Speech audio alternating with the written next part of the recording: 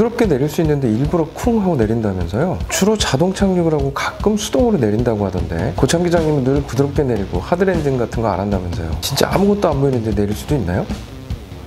자, 진짜 그런지 한번 봅시다.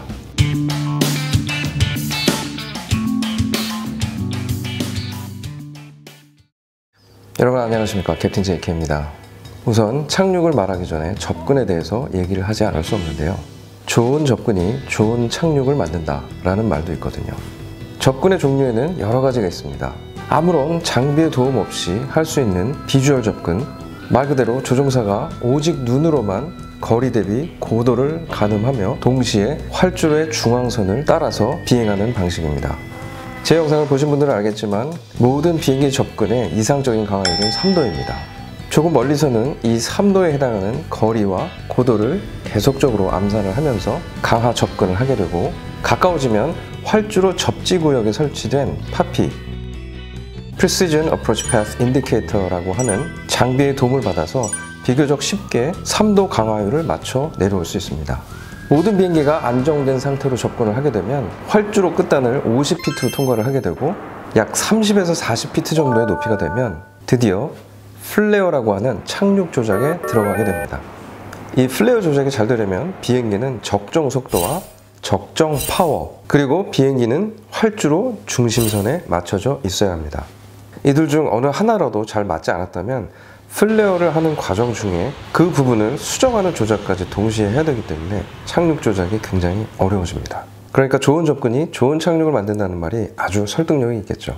다음 접근의 종류로는 대부분의 민항기가 수행하는 ILS라는 접근이 있습니다. 활주로 끝에서 쏘는 좌우를 유도하는 전파와 접지 지역의 위치에서 3도 강화율을 유도해주는 전파로 구성이 되죠.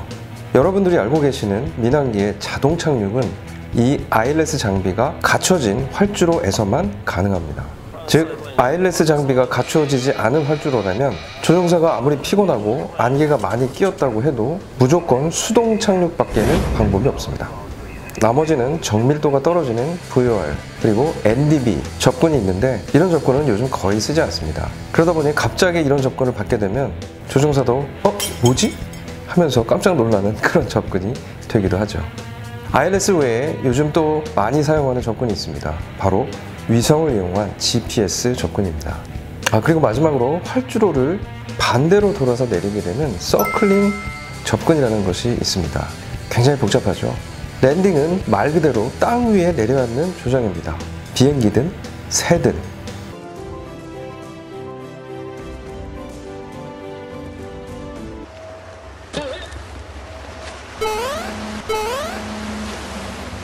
조종사들이 가끔 우당탕탕 내리는 랜딩을 하듯이 새들도 마찬가지네요. 고참이 아니라서 그런가? 아니면 새 이름이 혹시 라이오네요?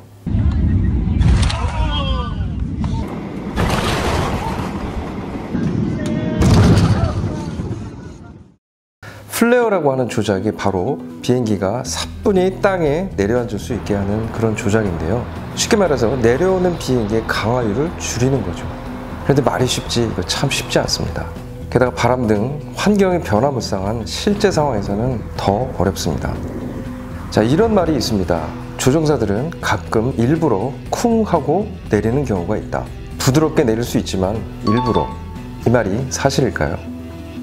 부드러운 착륙이 쉽지 않듯이 쿵 하고 일부러 내리는 착륙도 만만치 않습니다. 제가 예전 부기장 시절에 같이 비행하던 기장님이 시범을 보이신다고 잘 봐도 이게 펌 랜딩이야.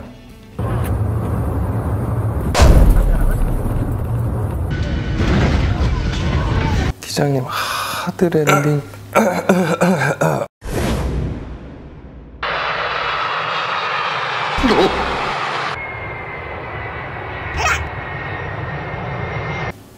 이건 나이스 랜딩 기장님. 컨디션 다음에 보여줄게. 다음에. 그래서 저는 기장이 된 지 15년 차지만 그런 무모한 시범을 보이지 않습니다. 실제로 펌 랜딩이라고 쿵 하고 일부러 내리는 그런 착륙 기술이 있습니다. 주로 눈이나 비로 활주로가 미끄러운데 활주로가 짧은 경우에 보통 시도하게 되는 착륙 기술입니다. 쿵 하고 접지될 때 조금이나마 착륙 속도를 줄이고자 하는 그런 기술이죠. 하지만 솔직히 말씀드리면 제가 지금 27년째 비행 생활을 하고 있지만 모든 조종사들은 부드럽게 내리기를 원하고 또 그렇게 하려고 노력합니다. 그러니까 내가 일부러 쿵 하고 내린 거야, 알지? 라고 기장님이 얘기하신다면 한 90%는 뻥이라고 생각하시. 이때 부기장님들께서는 기장님 그럼요, 알고 있었죠. 사실 착륙 때 정말 중요한 건 제한된 접지구역에 착륙을 하느냐 아느냐 이 문제입니다. 활주로의 3분의 1 지점 또는 3000피트가 바로 제한된 접지구역인데요. 조종사가 부드럽게 내리는 데만 신경을 쓰다가 이 플레어 조작이 길어지게 되면 자칫 이 접지구역을 벗어나기 쉽습니다. 비행기 제동장치에는 자동차와 같은 브레이크, 리버서, 또 에어브레이크 역할을 하는 스포일러가 있는데 이 세 녀석 모두 지상에 비행기 바퀴가 닿아야만 작동을 하게끔 설계가 되어 있습니다. 그러니까 비행기가 둥실둥실 떠서 활주로의 접지 제한 구역을 벗어나서 닿게 되면 그만큼 제동거리가 길어진다는 얘기고, 자칫하면 활주로를 벗어나는 오버런 사고로 이어질 확률도 커진다는 얘기죠. 조종사의 입장에서 볼 때 쿵 하고 내리게 되는 펌 랜딩이라 하더라도 접지 제한 구역에 잘 내렸다면 이 지역을 지나서 부드럽게 착륙하는 랜딩보다 더 잘된 착륙이라고 간주합니다. 자, 이번엔 착륙을 어렵게 하는 바람에 대해서 한번 얘기를 해볼까요? 모든 비행기는 내릴 수 있는 바람의 제한치가 설정이 되어 있습니다. 약간씩 차이는 있긴 하지만 옆에서 부는 측풍은 30노트, 뒤에서 부는 배풍은 15노트로 제한이 되죠. 정풍은 이 착륙에 도움을 주는 바람이기 때문에 자동 착륙이 아닌 이상 특별한 제한사항은 없습니다. 만일 관제탑에서 불러주는 활주로의 바람이 이 제한 수치를 벗어난다면 조종사는 본인이 내릴 능력이 된다 해도 착륙을 시도할 수조차 없습니다. 만일 이 상황에 조종사가 부드럽고 제한된 접지구역에 내렸다 하더라도 그 조종사는 규정 위반으로 처벌을 받게 될 겁니다. 아마 항공에 관심이 많은 분들은 한 번쯤 이런 희한한 모습의 착륙을 보셨을 텐데요. 가만히 생각해보면 비교적 상식적이긴 하죠. 비행기를 옆으로 밀어내려는 바람이 불다 보니 그만큼 비행기 기술을 돌려서 활주로 중심선을 유지하면서 접근을 하는 것이고, 만약에 그 삐딱한 자세로 비행기가 활주로에 닿게 되면 당연히 랜딩 기어에 무리가 가겠죠. 그래서 조종사는 랜딩 기어가 닿기 전에 수직 꼬리 날개라고 하는 러더를 이용해서 기술을 활주로 방향과 일치시킵니다. 사실 좀 복잡하지만 이 과정에서 항공 역학적인 변화가 생기는데 비행기의 저항이 커지고 양력이 감소하고 등등. 그러다 보니 일상적인 착륙과는 플레어의 정도도 다르고 조작이 다소 복잡 미묘합니다. 여러분들이 잘 알고 계시는 충격이 매우 큰 하드 랜딩도 이 측풍 착륙 시에 자주 발생합니다. 예전 제가 K사에 근무를 할 때 에어버스 A300, 600이라는 기종이 있었습니다. 보시다시피 일반 민항기에 비해서 롱다리에 약간 부실하게 생겼죠. 이 기종은 당시에 제주공항을 주로 운항을 했는데, 여러분 아시다시피 제주공항의 특산물 중 하나가 강한 바람이잖아요. 제주공항의 바람은 퀄리티가 매우 뛰어납니다. 아주 지랄맞. 지금은 퇴역한 이 부실한 다리를 가지고 있던 이 녀석은 잦은 측풍 착륙의 피로로 인해서 랜딩 기어 내에 주요 부품이 깨지는 그런 이슈가 빈번하게 발생을 했었죠. 암튼 이 측풍 착륙도 조종사에게는 꽤 부담되는 조작 중에 하나입니다. 이렇게 아무것도 보이지 않는 안개 속에 착륙이 가능할까요? 가능합니다. 물론 공항 시설이 받쳐줘야 하고 비행기와 조종사도 장비나 자격을 갖추고 있어야 합니다. 당연히 수동 착륙은 불가하고요. 자동 착륙도 최고 등급인 캣 3 접근으로만 가능합니다. 50, 40, 30, 20, 10, 5.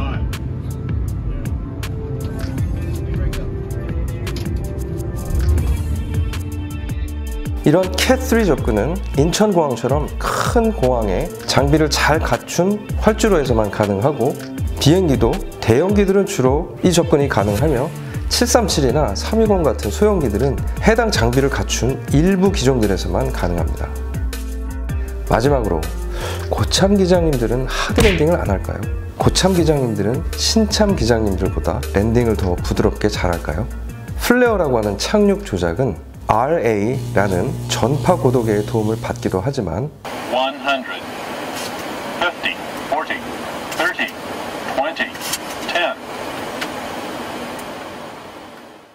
조종사의 눈과 몸의 감각으로 완성된다고 볼 수 있습니다.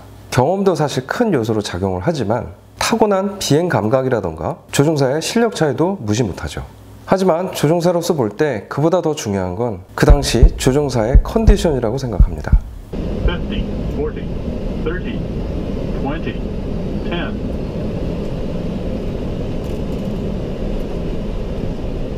실력과 경험이 다 커버를 할 수 있다면 진짜 고참 기장님들은 하드랜딩 같은 걸 할 리가 없겠죠.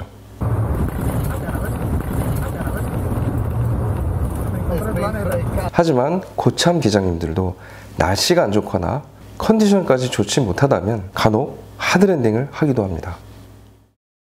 자, 이렇게 오늘은 조종사로서 랜딩에 대한 솔직한 이야기를 담아봤습니다. 다른 동료 기장님들한테 욕을 좀 먹을 수도 있겠는데요. 아무튼 오늘도 재밌게 보셨기를 바랍니다. 그럼 저는 또 다음 영상에서 더 재밌는 주제로 여러분을 찾아뵙도록 하겠습니다. 저는 캡틴 JK였습니다. 오늘도 끝까지 시청해주셔서 대단히 감사합니다.